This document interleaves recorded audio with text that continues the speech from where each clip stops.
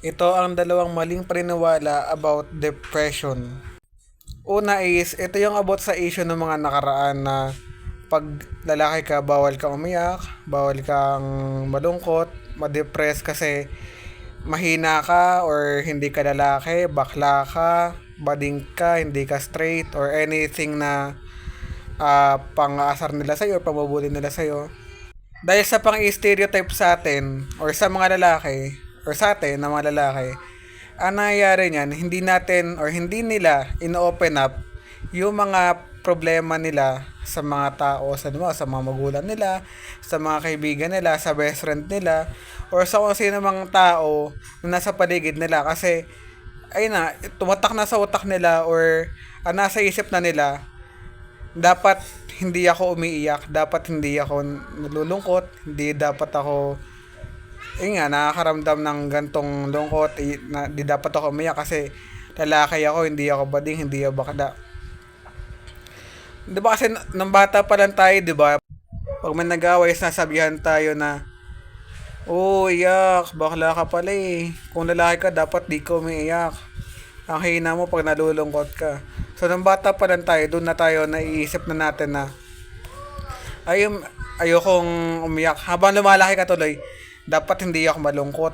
Dapat hindi ako umiiyak. Kasi, pag umiyak ako, pag ano ako, is, may ibig sabihin yan, mahina ako or hindi ako lalaki na tunay. Bading ako, ganon. So, ang tendency tuloy, pag lumaki ka, hirap kang mag-open up sa mga trusted ones mo, sa mga pinagkakatiwalaan mo sa buhay. Dahil sa ganong toxic na ano, kasi ang in-expect sa atin is dapat matag ka at matapang ka. Which is hindi naman kasi all the time matatag or matapang ang isang tao. May mga times talaga na nagiging mahina yung tao, hindi maganda yung, ay nga, nalulungkot, naiiyak. Mali yung belief na yun or yung sinasabi sa atin ng bata tayo kasi ang pag-iyak is natural lang sa atin. Kasi tao din naman tayo. We have emotions din naman.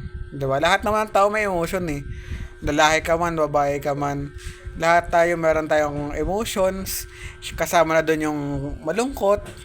Kasama na doon yung, ayun nga, kalungkutan. Normal lang sa buhay ng tao or sa buhay ng lalaki ang umiyak.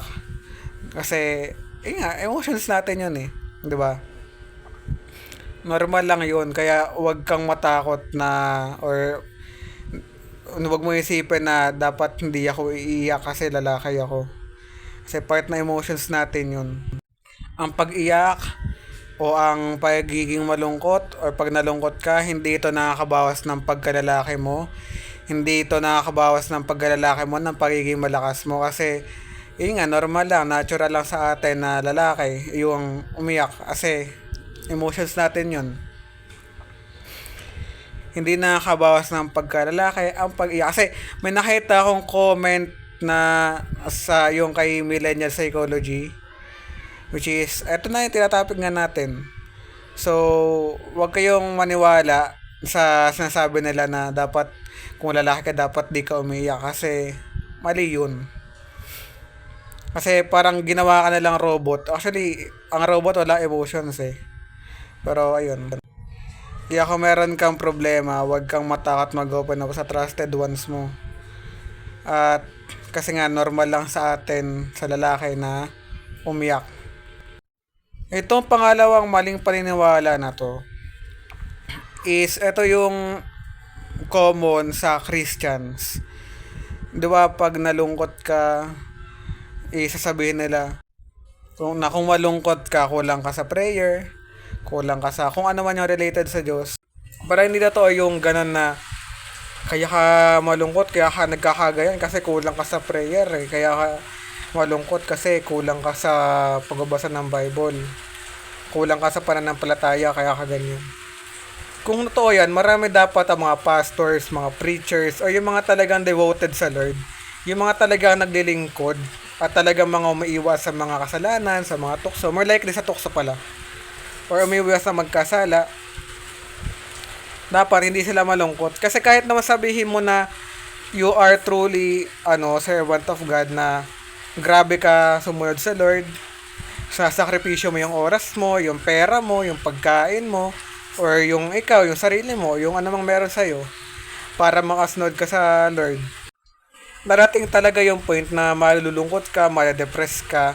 More likely malulungkot lang pala kasi ang depression is diagnosed dapat ng psychologists. So, ayun. So, normal lang sa atin, Christian ka man o hindi, lalaki ka man, babae ka man, normal lang sa taong maging malungkot kasi part yun ng buhay natin. Habang lumalaki ka, malulungkot ka talaga. Iiyak ka talaga. Hindi yon dahil mahina ka, hindi yon dahil kulang ka sa pananampalataya, hindi yon totoo. Kasi ginagamit yung kanina, yung first topic natin, yung sa yung lalaki ka, dapat ganyan ka, dapat malakas ka, dapat di ka umiiyak. Ginagamit yon to pangbubuli. Like, kasi part na emotion yun eh. Bakit mo pipigilan yun, di ba? Na, iyak naman talaga eh. Bakit pinipigilan mo pa yung pag-iyak mo? Eh, part na emotion yun. Pinipigilan mo yung iyak mo kasi sinabi ng tao sa'yo na dapat hindi ka umiyak kasi lalaki ka kasi maiging bakla ka or mahina ka.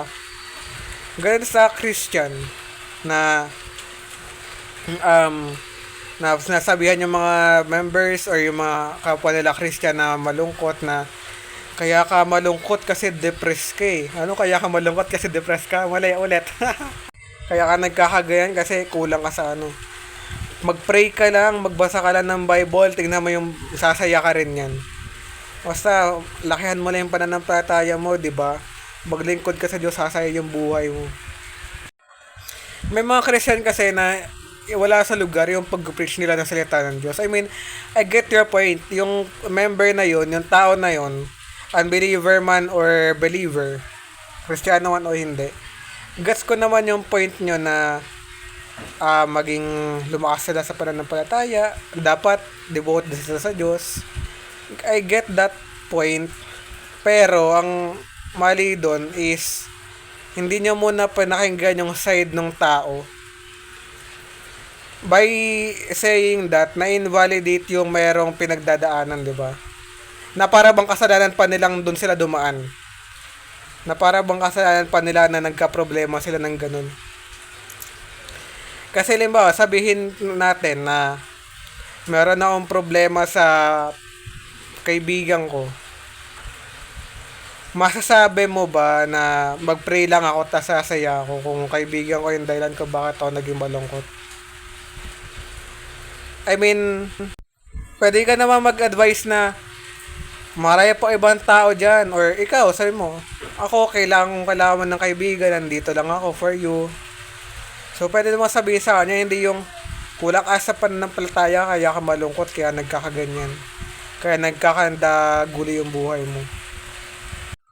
Isipin mo kunyari, nasa hospital yung mahal mo sa buhay. Siyempre, malungkot ka.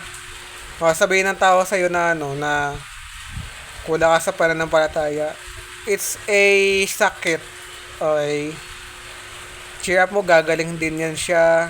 Yung magulang mo na yan, or yung mahal mo na yan sa buhay. Kasi parang lang yan eh, parang ganito lang yan eh. Kasi parang ganito lang yan eh. May cancer ka, pray ka lang. Basa ka lang ng Bible, laki mo yung pananampalataya mo. Gagaling ka. Nanganganib yung buhay mo dahil sa sakit na yan, pray ka lang, di ba? Pray ka lang, din yan, mawawala din yan, mabubuhay ka pa ng matagal. I mean, syempre, with God and for God, is nothing is impossible. Sa Diyos, kasama mo ang Diyos, walang imposible, no?